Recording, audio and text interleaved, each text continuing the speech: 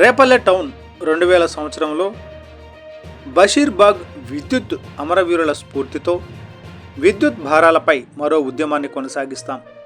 Smart మీటర్లు, విద్యుత్ ఛార్జీలకు వ్యతిరేకంగా ప్రతిజ్ఞ. వామపక్షాలు ఈరోజు రేపల్లె తాలూకా సెంటర్లో అంబేద్కర్ విగ్రహం ముందు వామపక్ష పార్టీలు సిపిఎం, సిపిఐ ఆధ్వర్యంలో బషీర్బాగ్ విద్యుత్ పోరాటంలో పోలీస్ కాల్పుల్లో అమరులైన రామకృష్ణ, విష్ణువర్ధన్ రెడ్డి, బాలస్వామిల చిత్రపటానికి పూలమాలలు వేసి నివాళులు అర్పించారు. అనంతరం విద్యుత్ సంస్కరణలు ఉపసంహరించాలని, విద్యుత్ అమరవీరుల ఆశయాలను సాధిస్తామని, కార్పొరేట్ కంపెనీలకు వ్యతిరేకంగా పోరాడుతామని, విద్యుత్ భారాలు, స్మార్ట్ మీటర్లకు వ్యతిరేకంగా ఉద్యమాలు నిర్వహిస్తామని ప్రతిజ్ఞ చేశారు. అనంతరం సిపిఎం రేపల్లె పట్టణ కార్యదర్శి సిహెచ్ మణిలాల్, సిపిఐ ఎంఎల్ నాయకులు ఎం శోభారాణి, సిపిఐ జిల్లా కార్యదర్శి తన్నీరు సింగరకొండలు మాట్లాడుతూ ప్రతిపక్షంలో ఉన్నప్పుడు స్మార్ట్ మీటర్లు పగలగొట్టండి అని పిలిపించిన కూటమి ప్రభుత్వంలో నాయకులు పెద్ద ఎత్తున ప్రజల మీద భారాలు, విద్యుత్ ఛార్జీలు పెంచడం ప్రజలను మోసం చేయడమేనని విమర్శించారు. ఉమ్మడి ఆంధ్రప్రదేశ్లో విద్యుత్ సంస్కరణలకు వ్యతిరేకంగా నాడు 2000 సంవత్సరంలో ఆగస్టు 28న తెలుగుదేశం అధికారంలో ఉన్నప్పుడు జరిగిన పోరాటం జరిగి నిన్నటికి 25 సంవత్సరాలు గడిచింది. ప్రస్తుతం రాష్ట్రంలో విద్యుత్ ఛార్జీలు పెంపు భారం చూస్తుంటే మరో విద్యుత్ పోరాటం ఇప్పుడు పెంచుతున్న విద్యుత్ ఛార్జీలు, స్మార్ట్ మీటర్లు వ్యతిరేకిస్తూ మరోసారి వామపక్షాల ఆధ్వర్యంలో పోరాటానికి ప్రజలు సిద్ధమవుతున్నారని కూటమి ప్రభుత్వాన్ని హెచ్చరించారు.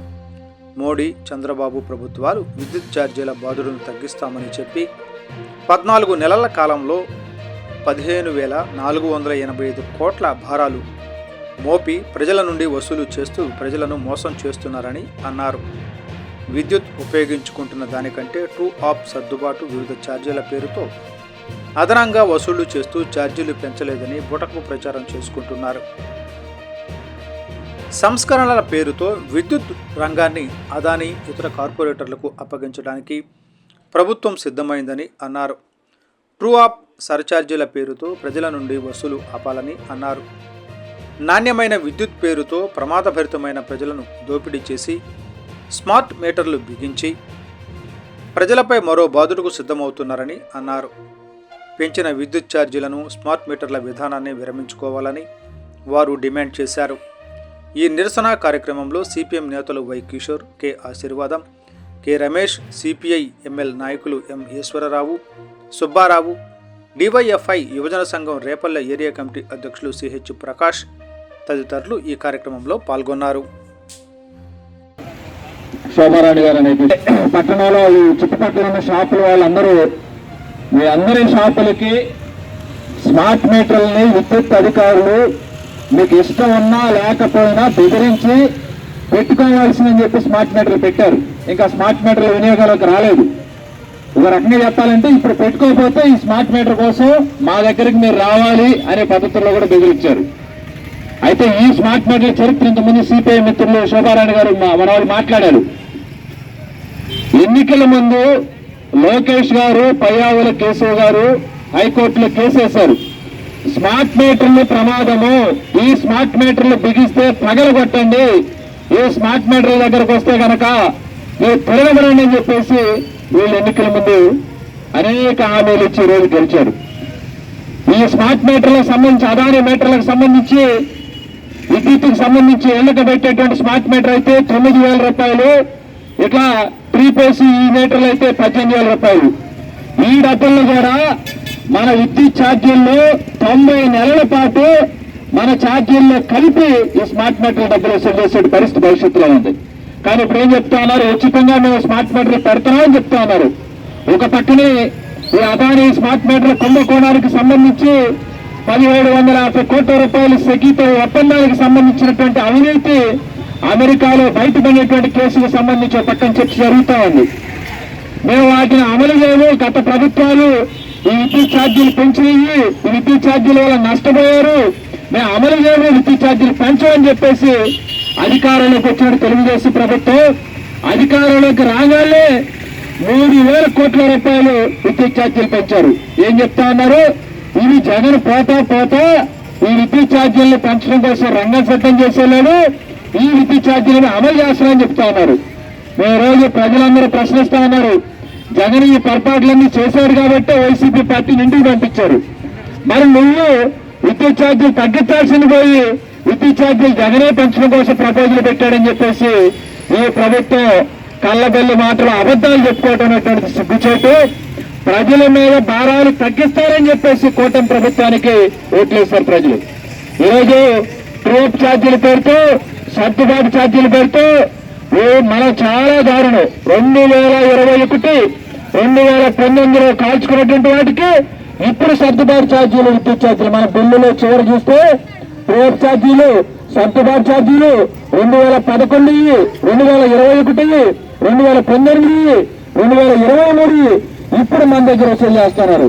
మనం కాల్చుకున్న బిల్లు 800 ఉంటే అదనంగా 400 రూపాయలు, అదనంగా 500 రూపాయలు మన బిల్లుల్లో వసూలు చేస్తున్నారు.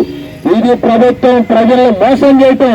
ఓ పక్కన సూపర్ 6 లో మేము సక్సెస్ అయ్యాము, సూపర్ 6 డబ్బులు ఇస్తామన్నాము అని చెప్తున్నారు. ఈ డబ్బులన్నీ కూడా మనల్ని కొల్లగొట్టి ఒక చేత్తో కొల్లగొట్టి ఇచ్చే ఛార్జీల పేరుతో రెండో చేస్తూ ఏదో మెతుకులు విధించినట్టు సూపర్ 6 పేరుతో ఇస్తున్నారని చెప్తున్నారు. ఒక పక్కన మీ అందరికీ తెలుసు మద్యం ఈ రాష్ట్రంలో ఏడులో పారుతా ఉంది. మద్యం షాపులు, బార్ అండ్ రెస్టారెంట్లకి అదనంగా గంట పర్మిషన్ ఇస్తున్నామని చెప్తా ఉన్నారు. రోజుకి 100 కోట్ల రూపాయల మద్యం అమ్మకాలు జరుగుతా ఉన్నాయి. విద్యుత్ ఛార్జీలు పెద్ద ఎత్తున మన దగ్గర వసూలు చేస్తున్నారు. ఈ ప్రభుత్వం వచ్చిన తర్వాత 23,000 కోట్ల రూపాయలు, 3,000 కోట్ల రూపాయలు మొదట, తర్వాత 1,800 కోట్ల రూపాయలు. ఇప్పుడు గత ఆగస్టు మాసంలో విద్యుత్ డిస్కమ్ల వాడు 7,784 కోట్ల రూపాయలు విద్యుత్ ఛార్జీలు పెంచుకోవడం కోసం మాకు అనుమతి ఇవ్వండి అని చెప్పేసి ఈఆర్సీని విద్యుత్ నియంత్రణ మండలికి రాష్ట్ర ప్రభుత్వం లేఖ రాస్తే గత వారం 10 రోజుల క్రితం ఈ ప్రభుత్వానికి సంబంధించిన చీఫ్ సెక్రటరీ విజయనందన్ గారు మేము ప్రజల మీద భారమైన ఈ 7,744 కోట్ల రూపాయలు మేమే భరిస్తామని చెప్తా ఉన్నారు. ఇది దుర్మార్గము. విద్యుత్ ఛార్జీలకు సంబంధించి చాపకంది నీళ్ళలాగా పెంచుతా ఉన్నారు. ఈ విద్యుత్ ఛార్జీలు తగ్గించాలి. ఈ విద్యుత్ ఛార్జీలకు సంబంధించి గతంలో తెలుగుదేశం ప్రభుత్వం 2000లో ఉమ్మడి రాష్ట్రంలో కాంగ్రెస్ ప్రభుత్వం, కాంగ్రెస్ అట్లనే వామపక్షాలు అందరూ రోడ్డు మీదకి వచ్చి ఆందోళన చేస్తే ఇదే చంద్రబాబు నాయుడు గారు పోలీసులను పెట్టి కాల్పులు చేశారు. కాల్పులు చేస్తే 3 అమరులయ్యారు. ఈ రామకృష్ణ, విష్ణువర్ధన్ రెడ్డి, బాలస్వామి వాళ్ళు. ఆ తర్వాత విద్యుత్ ఛార్జీలు ఉద్యమం వల్ల 10 ఏళ్ల పాటు తెలుగుదేశం ఇంట్లో కూర్చుని పరిస్థితుంది. అధికారంలోకి రాకుండా విద్యుత్ ఛార్జీలు పెంచమని చెప్పేసి హామీలు ఇచ్చి ఇప్పుడు అధికారంలోకి వచ్చిన తర్వాత ప్రజల మీద విద్యుత్ ఛార్జీలు భారం వేస్తా ఉన్నారు.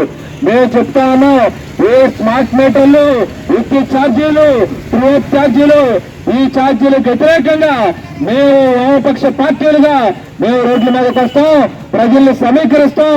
2000 సంవత్సరాలు జరిగిన బషీర్బాగ్ పోరాటం ఏదైతే ఉందో విద్యుత్ పోరాటం, మళ్ళా అట్లాంటి పెద్ద పోరాటాన్ని ఈ రాష్ట్రంలో చేపడతాం, ప్రజల తరపు నిలబెడతామని చెప్పేసి కమ్యూనిస్ట్ పార్టీలుగా ఈ రోజు ప్రతిజ్ఞ చేయటం, విద్యుత్ అమరవీరులకి నివాళులు తెలియజేయడం జరుగుతా ఉంది.